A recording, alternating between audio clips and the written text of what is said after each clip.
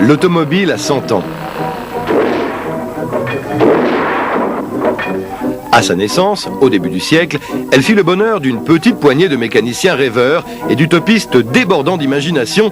Voyez par exemple cette voiture à hélice, ou là encore, cette automobile à 5 roues conçue pour des demi-tours pratiques.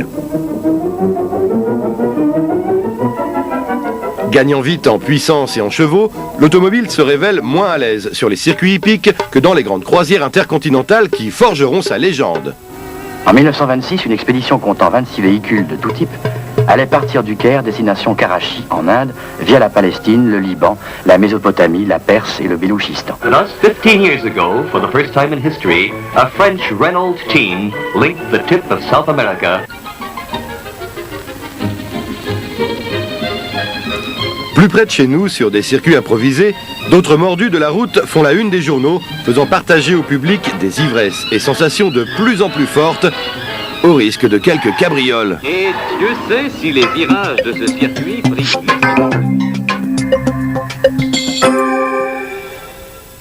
Puissante et virile, la voiture est aussi pleine de grâce, on s'extasie devant ses courbes. Bravo, il y a de la ligne dans la voiture et de la ligne dans la femme. Le Grand Prix d'ensemble est attribué à Peugeot pour son harmonieuse présentation. Madame Françoise Roset gagne la coupe de l'exposition. Utilitaire à la base, le véhicule va vite s'emparer de notre imaginaire pour prendre une dimension mythique.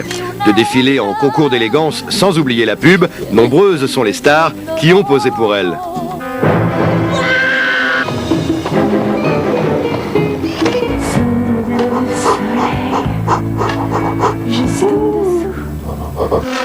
La vitesse, toute limitée qu'elle soit, continue à faire rêver.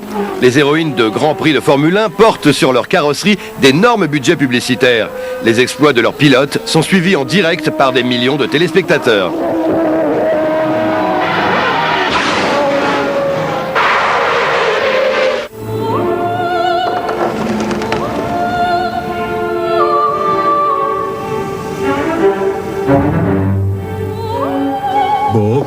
L'automobile est aussi devenue un objet culte, chargé de symboles sur lesquels artistes, philosophes, sociologues et autres psychologues ne cessent de s'interpeller, quelque part.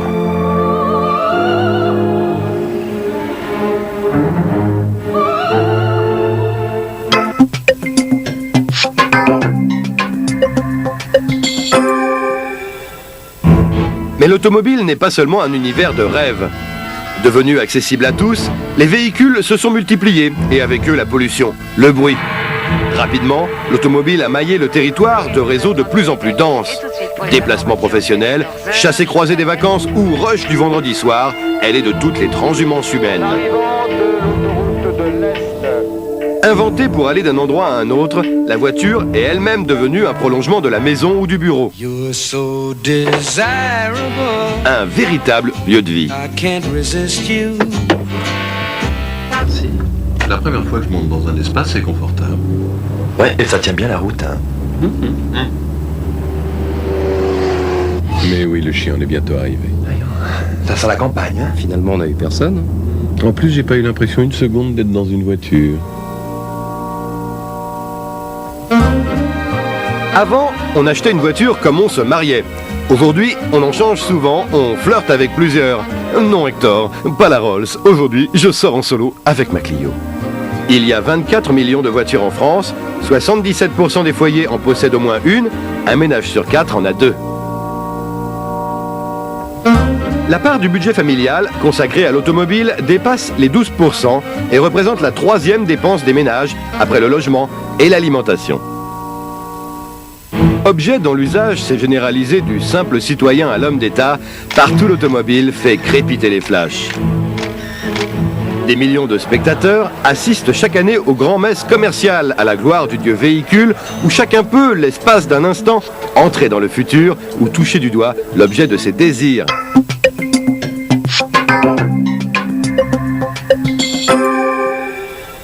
Accélération surprenante. Tenue de route impeccable. Freinage instantané.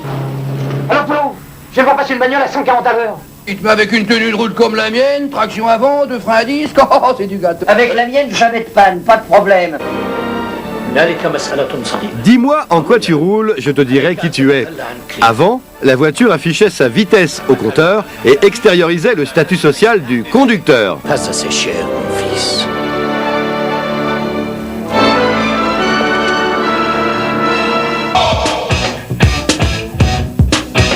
Avec les années 90, les anciens codes ont été secoués. Et respirer, tu vis ta vie en force. Plutôt qu'une voiture pour tous, l'époque est à la segmentation et aux séries spéciales. Le culte de la personnalisation, quoi. Leonid Komarovsky, новый любимчик президента. Это русский суфет. Коммунистический рай.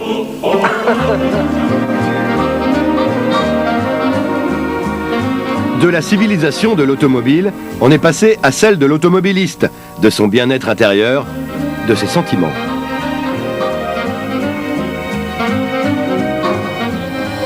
À la vitesse, le consommateur préfère désormais le confort, la fiabilité. Exit la frime et le tape à l'œil, strass et paillettes d'antan ont laissé place à la voiture à vivre.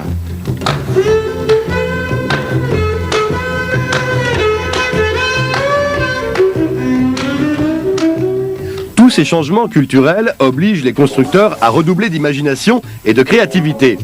Des centaines de millions de francs sont ainsi dépensés chaque année en recherche pour améliorer la sécurité des voitures.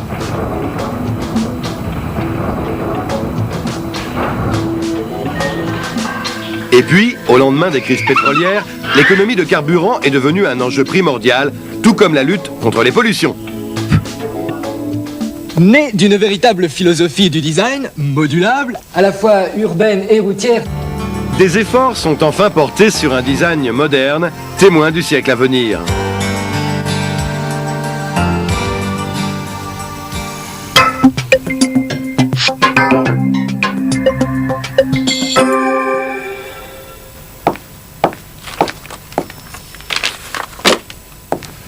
Objet de bien des controverses, l'automobile reste néanmoins au centre des préoccupations économiques. Hormis les pervenches et les constructeurs, elle fait vivre les garagistes, les assureurs. C'est l'activité exportatrice la plus importante au monde. Perdón italiana. La dona española. ¿Qué coche es este? C'est la Renault 16. Muy bonito, ¿eh? Olé. Symbole du redémarrage économique de l'après-guerre, le secteur de l'automobile est devenu depuis un véritable pôle de croissance. En France, l'industrie automobile emploie directement et indirectement plus de 2 millions de personnes. C'est la première branche industrielle du pays. Elle reste à ce titre fragile et soumise aux aléas de la conjoncture. Aujourd'hui, dans un marché européen de plus en plus saturé, les constructeurs se regroupent pour rester compétitifs et adaptent leur offre à une demande qui se segmente. Résultat, les gammes de voitures se succèdent à un rythme de plus en plus rapide.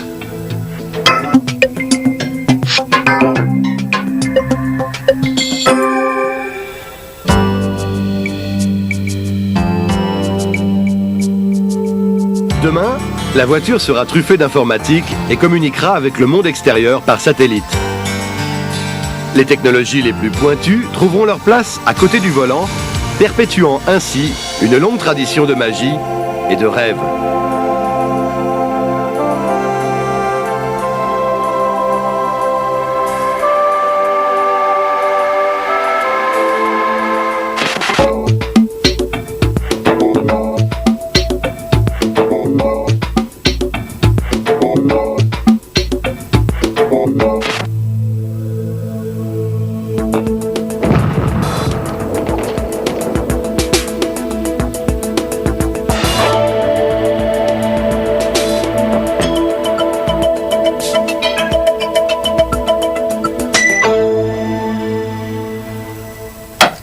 C'est en 1898, dans ce petit appentis au fond d'un jardin familial, qu'une des plus grandes marques de l'automobile est née. Voici son premier modèle. Le jeune Louis Renault en construisit 6 dans l'année avec une forge, un tour et un bon sens du bricolage. Un an plus tard, toute la famille s'y met. La société Renault Frères sort 71 véhicules et emploie 60 personnes. Avec le nouveau siècle, naît la passion de l'automobile. Renault s'installe à Billancourt. À cette époque, les moteurs et châssis suivaient déjà un mode de production industrielle. Seules les carrosseries et la sellerie intérieure restaient de fabrication artisanale. Premier gros contrat, la compagnie des fiacres automobiles fait affaire avec Renault. De 1905 à 1909, 2000 taxis seront livrés à Paris, de nombreux autres à Londres et à New York. La jeune firme est passée du cap de l'artisanat à l'échelle industrielle. Lorsque la guerre éclate en 1914, les taxis de la capitale sont réquisitionnés pour ramener les troupes au front. En permettant de stopper l'avance ennemie, les taxis de la Marne entreront dans l'histoire.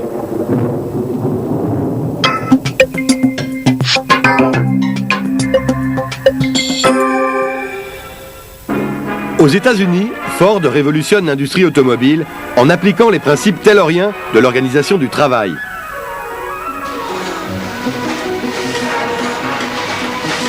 Conception et exécution des voitures sont séparées, les tâches sont parcellisées et cadencées sur de longues chaînes de montage, d'où les véhicules sortent en séries identiques, prêts pour la livraison. Ce mode d'organisation va vite traverser l'Atlantique et se généraliser.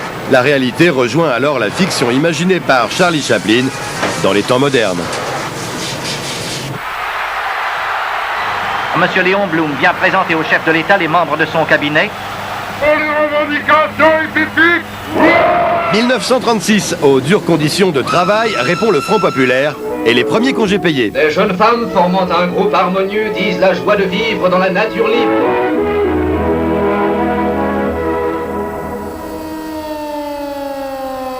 Mais ni les grèves ni les manifestations n'arrêteront cette évolution vers la production intensive et le travail à la chaîne.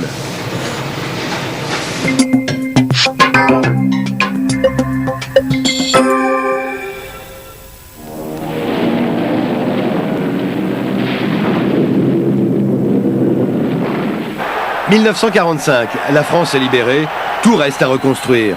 Renault et bien d'autres sociétés vont être nationalisées pour mieux participer à l'effort national.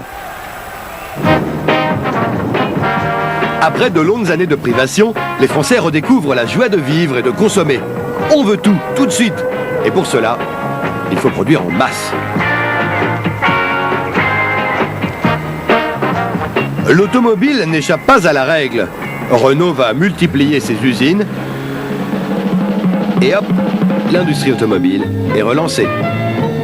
À cette époque, on ne connaît pas les séries spéciales. Pour intensifier la production, les marques se concentrent sur des modèles uniques, plus simples à fabriquer en grand nombre. C'est l'ère dite de la monoculture.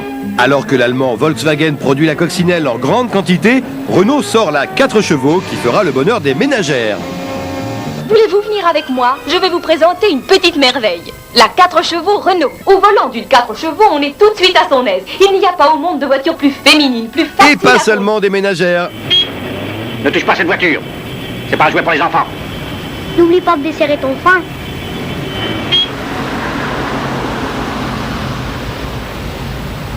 Les premiers automatismes vont vite faire leur apparition, marquant le début d'une longue modernisation que poussera sans cesse le progrès des recherches. Au centre d'études et de recherche, les ingénieurs surveillent la marche des moteurs à l'étude qui tournent à pleine charge pendant 1000 heures sans interruption.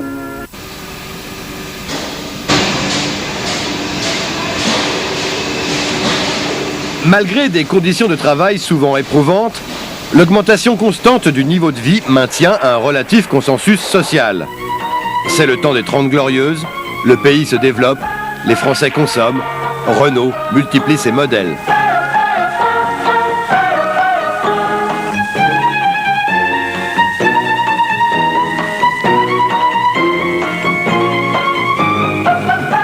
Soleil, vacances, famille et pavillon de banlieue, tout est pour le mieux dans cette France paisible.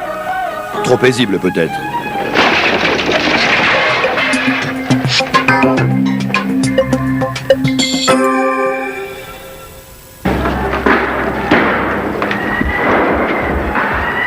Premier choc culturel en 1968. Les valeurs traditionnelles sont remises en cause. Avec l'arrivée des pattes def, de la musique pop et de la mini-jupe, la demande change, se diversifie, rajeunit.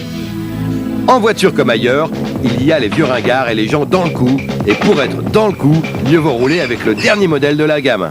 C'est la dernière Renault 12 que vous avez là? Oui, c'est la dernière Renault 12, oui. Vous êtes content? Ah, très content, oui. Dites donc, ça accroche dans les virages. Oh, bah vous savez, traction avant. Ah oui, la traction avant. Mais dites donc, quand on attaque comme ça, faut pouvoir freiner. Hein. Oh, bah frein à disque à l'avant, tambour à l'arrière, bon équilibre. Vous avez vos papiers? Mais face à cette mutation de la demande qui suppose moins d'inertie et plus de souplesse, l'organisation taylorienne montre vite ses limites. Faute de pouvoir s'adapter, il faut redoubler d'efforts. L'informatique, qui fait son entrée dans l'automobile, y participera.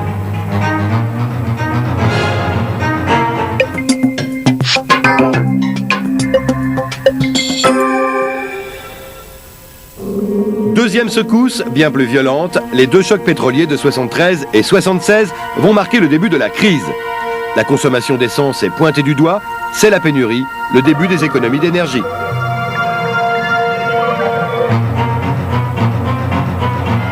En 1989, la chute du mur de Berlin va précipiter d'importants changements économiques à l'échelle planétaire. Les marchés se mondialisent, de nouveaux ensembles régionaux se construisent, dans lesquels les constructeurs sont condamnés à s'intégrer ou à disparaître.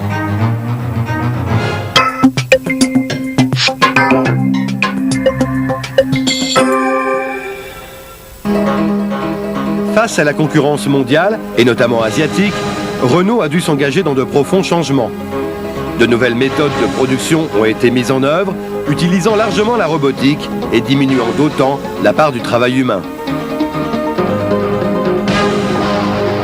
L'organisation a été totalement repensée. Aux gestes individuels et répétés succède maintenant un travail en petites équipes structurées en unités élémentaires. Ces changements ont nécessité d'énormes efforts de formation.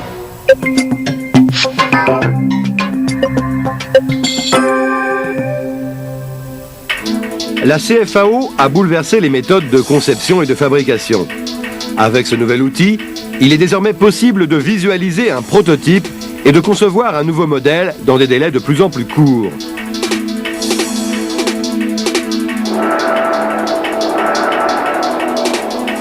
Travailler vite, réduire les coûts et améliorer la qualité, ces trois axes stratégiques permettent de développer dès à présent les modèles de demain.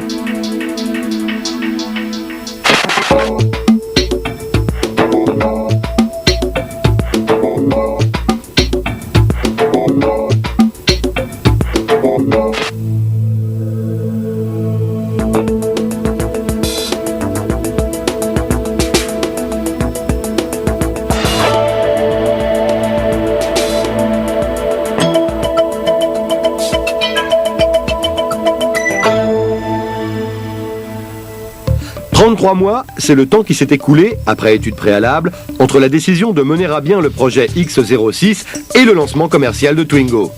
La constitution d'un groupe projet et le choix d'une version unique expliquent ce résultat.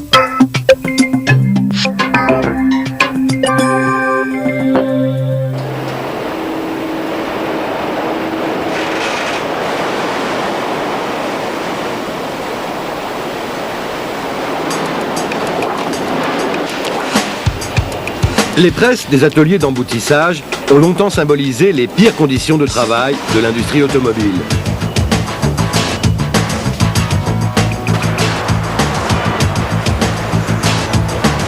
Aujourd'hui, avec l'automatisation des lignes, les opérateurs ont vu leur rôle se spécialiser. Ils forment des unités élémentaires de travail, équipes responsables de leur production et de sa qualité. Le passage d'un type de fabrication à un autre demandait 8 à 10 heures. Le changement d'outil de presse s'effectue maintenant en quelques instants. Les stocks étant devenus inutiles, les pièces embouties passent directement sur les lignes de tôlerie.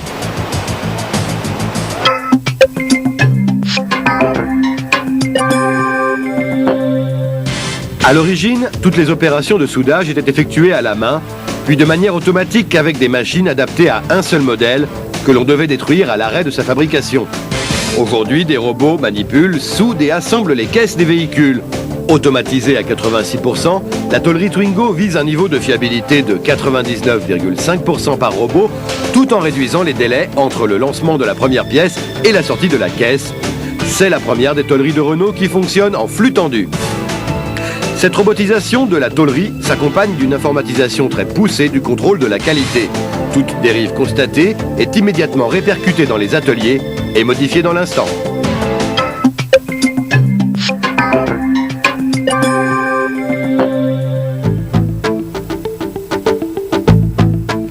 Une fois montée, la caisse du véhicule est protégée contre la corrosion dans un bain de cataphorèse. Elle passe ensuite sur la ligne de peinture. L'opération a été automatisée pour une meilleure qualité d'application intérieure, mais aussi de conditions de travail dans un flux de 60 véhicules à l'heure.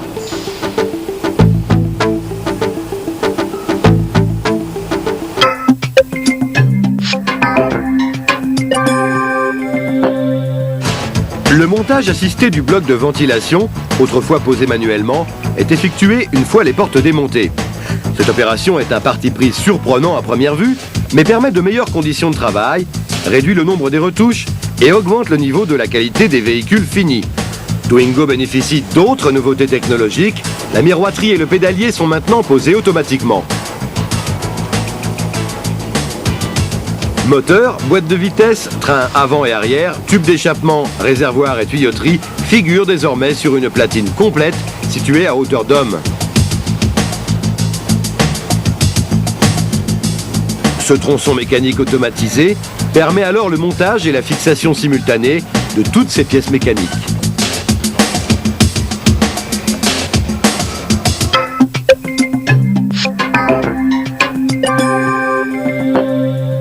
L'effort de rationalisation du montage concerne aussi les pièces fabriquées par les fournisseurs. Les sièges, par exemple, proviennent d'une entreprise située à une vingtaine de kilomètres du site de production.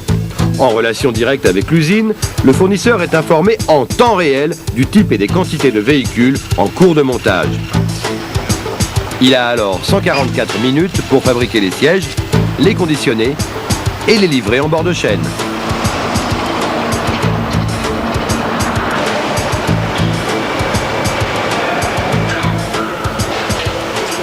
Cet exemple illustre la méthode du juste à temps qui permet la suppression des stocks, générateur de frais financiers et nécessitant des surfaces coûteuses. Résultat de cette politique, il ne faut que 14 heures pour fabriquer une Twingo. Ces prouesses technologiques, ces mutations profondes des organisations et des métiers n'ont qu'un seul but, fournir aux clients des voitures plus sûres, plus confortables, de meilleure qualité.